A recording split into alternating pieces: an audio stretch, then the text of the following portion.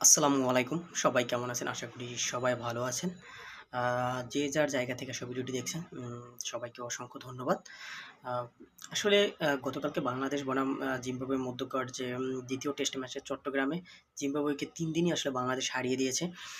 আ আমরা জানি যে সিলেটে আসলে মেহেদী হাসান মিরাজ ব্যাটে ভালো পারফর্ম করতে না পারলেও কিন্তু বোলিংয়ে ভালো পারফর্ম করেছিলেন এবং ২ ইনিংসে তিনি ৫ টি করে উইকেট নিয়েছিলেন। যদিও দল শেষ পর্যন্ত হেরে গিয়েছিল। উম এবং চট্টগ্রামের মাঠে ১ম ইনিংসে তিনি যখন উইকেট শূন্য ছিলেন এবং ২য় ইনিংসে তিনি আবার মানে ১ম ইনিংসে দলের পক্ষে ১০৪ রানের একটা অনবদ্য ইনিংস খেলেছেন মেহেদী হাসান মিরাজ এবং বাংলাদেশকে ২০০ প্লাস একটা রানের লিড পেতে তার রানটাই আসলে বাংলাদেশকে অনেক উপকার করেছে বা সাহায্য করেছে।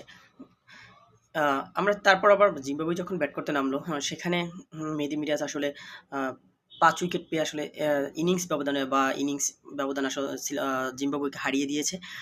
তো বাংলাদেশের এই যে সাফল্যর যে কারণ বা মেহেদী মিরাজের এই যে সাফল্যের কারণ, তারপরেও আমি মনে করি যে এই জয় বাংলাদেশের স্বস্তির চেয়েও বেশি হচ্ছে অস্বস্তি কারণ হতে পারে। কারণ মেহেদী মিরাজের জন্য আবার মাঝখানে আমি একটু এড করতে চাই, সেটা হলো যে মেহেদী মিরাজের জন্য অনেক, অনেক শুভকামনা। তিনি যেন বাংলাদেশের পক্ষে ভালো কিছু বয়ে আনতে পারেন বা দলকে যেন উদ্বুদ্ধ করতে পারেন বা ব্যক্তিগত সাফল্য তিনি অনেক হয়েছেন। কারণ আপনারা জানেন যে বিশ্বে আ সবচেয়ে দ্রুততম ২০০ উইকেট প্লাস ২,০০০ রান তালিকায় সংগ্রহ করার তালিকায় তিনি আছেন এই মুহূর্তে ৫ নাম্বারে, উম আ ৬ নাম্বারে অবস্থান করছেন।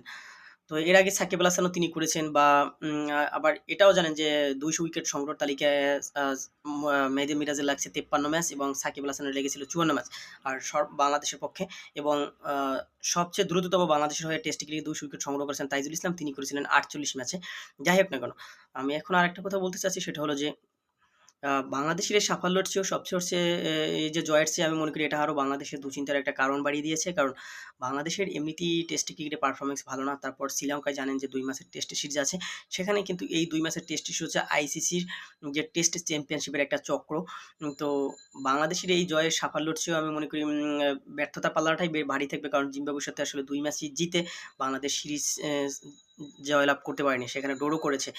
আর এই একটা ম্যাচ দিয়ে বাংলাদেশের আত্মবিশ্বাস জোগাড় করবে কিনা, দেশের ক্রিকেট আরো ধ্বংসের পথে যাবে, সেটা পরে আমরা দেখতে পাবো। তবে অনেক, অনেক ক্রিকেটার আসলে বা অনেক, অনেক বড়, বড় সিনিয়র যারা আছে সাবেক ক্রিকেটার, তারা আসলে একটা সংখ্যা প্রকাশ করছেন।